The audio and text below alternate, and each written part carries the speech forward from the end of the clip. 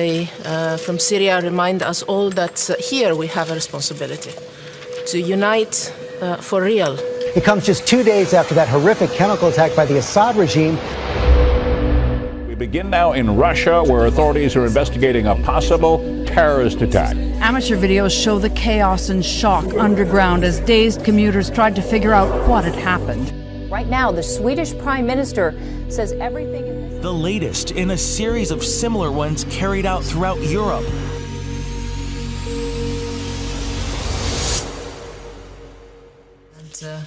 I want to be very frank. This is the most complex and the most violent conflict in our times. Under the cover of darkness, dozens of U.S. Tomahawk cruise missiles fired into Syria from 2 Navy warships in the Mediterranean. Overnight, North Korea launched another ballistic missile into the Sea of Japan. This week's mid-range missile test, a sign of Pyongyang's growing strategic prowess. The world we live in right now seems frankly paralyzed in the face of the hell in Syria. Has drawn in many world powers, including Iran and Russia. With North Korea's unsettling ambitions and rhetoric rising, demand for these intelligence missions is high. It's a constant tempo. We're very busy all the time. In the last 10 years, we've been the busiest we've ever been in this airplane. No regional, no global power has the strength to solve it alone.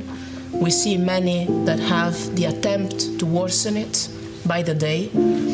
This will only make the situation worse, not only for the Syrians, but also for the rest of the world. But in addition to that, we're in this unique situation of environmental crisis that is astounding.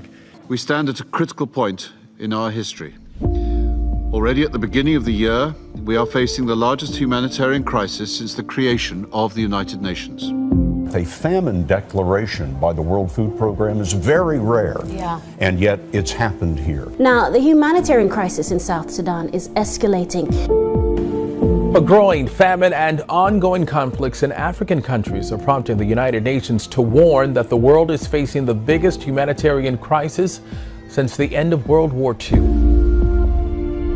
20 million people in the region.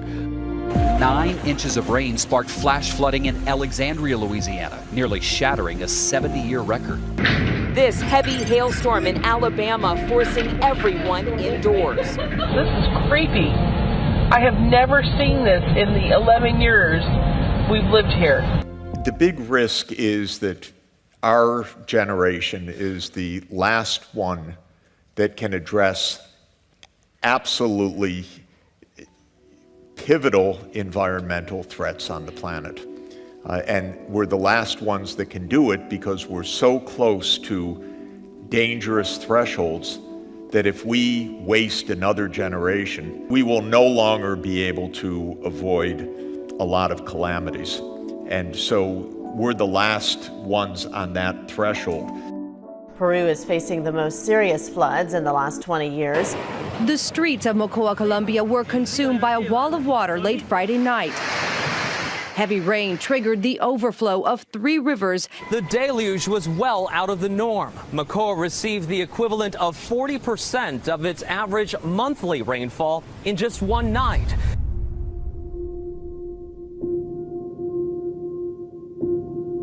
Severe flooding continues in Argentina and Ecuador, with both countries having experienced continuous heavy rainfall for 10 days.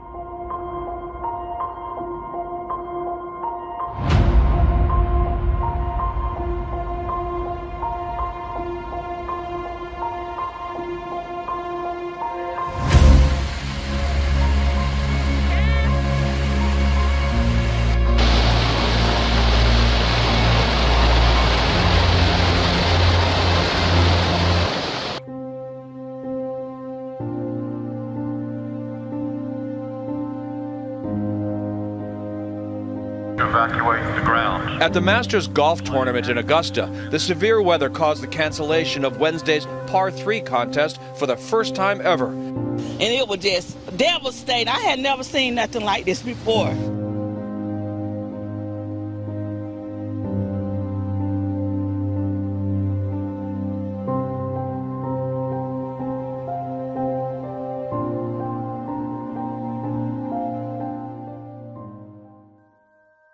Pope Francis is welcoming Prince Charles and Camilla to a private meeting at the Vatican today. The visit is part of their 9-day tour.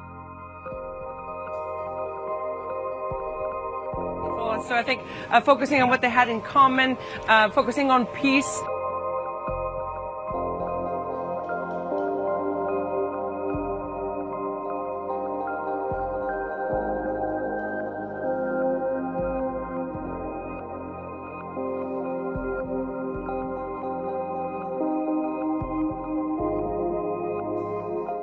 We want to show you some extraordinary pictures which came to us from the Vatican.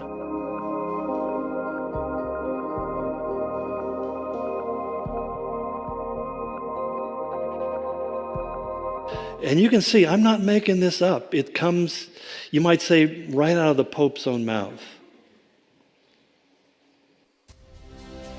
La mayor parte de los habitantes del planeta se declaran creyentes. Esto debería provocar un diálogo entre las religiones.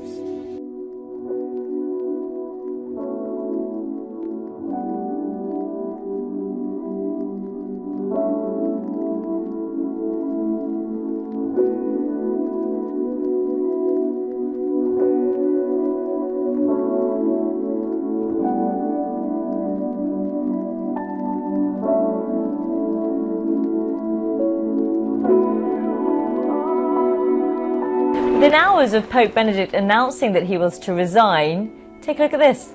Lightning struck St. Peter's Basilica. En esta multitud, en este abanico de religiones, hay una sola certeza que tenemos para todos.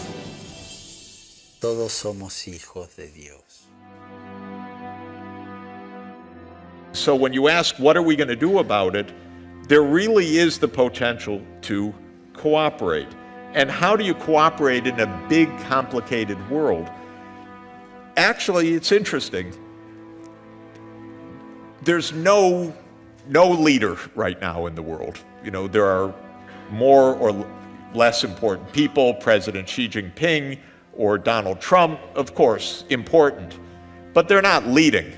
There are wonderful people like my boss at the UN, Secretary General Antonio Guterres, but the UN Secretary General, he's got a unique institutional role, but he doesn't lead the world in any sense. He's not a conductor of the world orchestra. So there is no leader.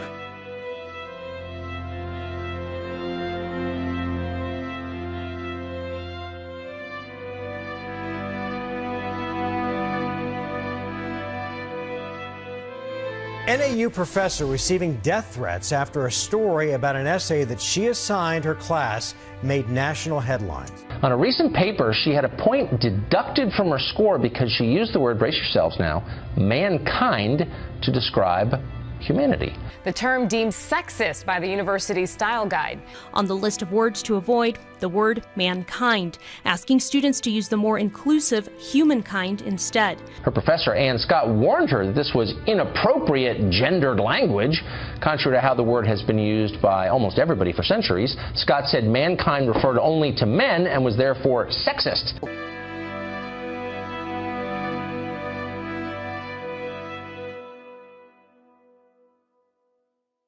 On the other hand, it can lead to, I think, blur and confusion. Language itself, which is symbolic, isn't it?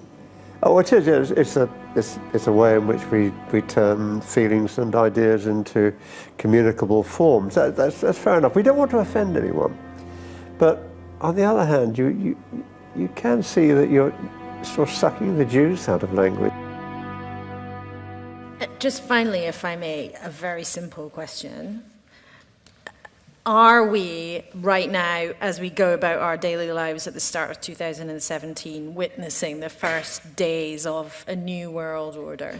That dramatic statement. Is that right? We're in the middle of really profound change, no question about it.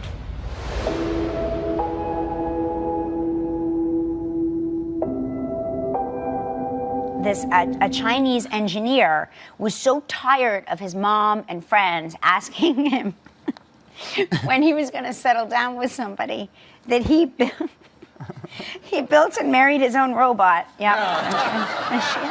Oh, that's sweet. Yeah.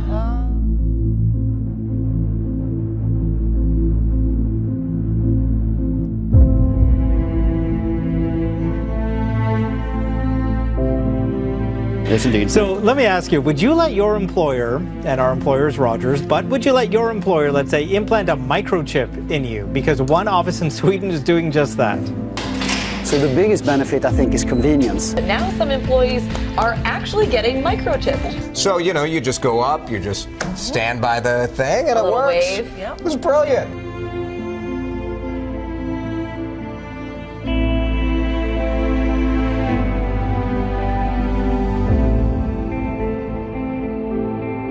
The story is set in the future when the lines between humans and machines are blurred. Yeah, we've talked about this before on the show, the possibility of it. The possibility, And right. at first, I was completely against it. Someone used it as like season tickets, right, for a European football, soccer. And you just kind of wave your you finger. You could walk in, right.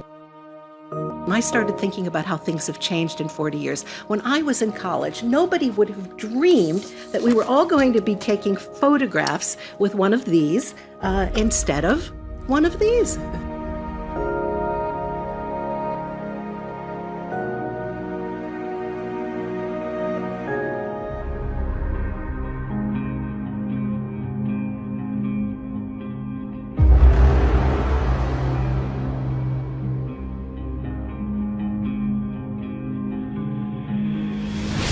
Carrying money around, a wallet and plastic cards, yeah, it's obvious. I mean, it's the next step. The next natural step for electronics is to move into the body.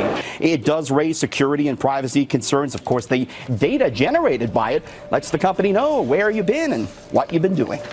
No baristas anymore, because that'll also be robots, but they will know from your iris scan that you want a double, triple caramel. It also has a new virtual assistant called Bixby and an iris scanner that lets users unlock their phones by looking at them. DNA is a valuable investigative tool. Fingerprints are a valuable investigative lead and tool. But what scares me is the FBI and the Department of Justice proactively trying to collect everybody's face. And then having a system with a network of cameras where if you go out in public, that too can be collected and then used in the wrong hands, nefarious hands, somebody in government misusing it. It does scare me. Are you aware of any other country that does this? We are seeing them more and more, drones watching down from the sky and with few regulations. More like a toned-down version of what has become common in 21st century warfare, remotely controlled flying weaponry that kills. I am not a person who will give up privacy for safety. Not when the tool to enforce safety brings so many questions of its own. Connecticut state legislature is considering a bill to put a lethal airborne option in the hands of police. The proposal's sudden appearance has sent a shockwave through the state capitol. I didn't even know this bill was in existence.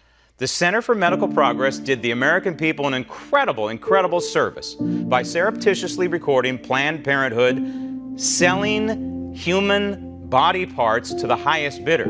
Is there any standard procedure for verifying signs of life? Well, the thing is, that doesn't go in a chart. I mean, the key is you need to pay attention to who's in the room, right? The release comes as its founder, David Daleiden, faces more than a dozen new felony charges in California. The California Attorney General has charged David Daleiden and Sandra Merritt. So instead of prosecuting Planned Parenthood for crimes against humanity, California is attempting to shoot the messenger by suggesting that these citizen journalists have no First Amendment rights. It's astounding, truly astounding. In this clip, Dr. Taylor describes the force needed when performing a DIG, a method of abortion that involves injecting a fetus with the drug digoxin. I have to tell you anecdotally, my biceps appreciate the ditch works. Really? It's in the biceps when you're doing a DNA? It does not take me any longer to... And killing them, it is catastrophic. This is, the big picture, this is part of the collapse of a civil society here. It's almost unbelievable to watch. Steph, thanks.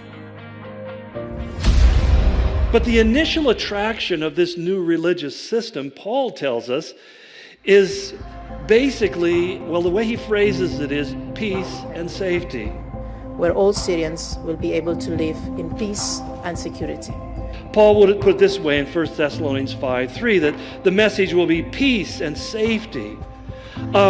The word peace there literally means the end of war, the end of conflict. There will be harmony and unity and peace on earth and goodwill towards men.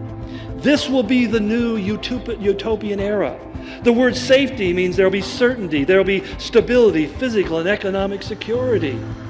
These two things have powerful attractions to most people because we live in a broken, wounded, and violent world that's troubled with all sorts of ugly things.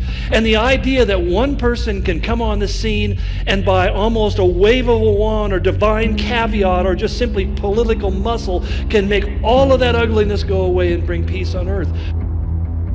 And most importantly, the word that Jesus used was deception and delusion. That men will be deceived and they will be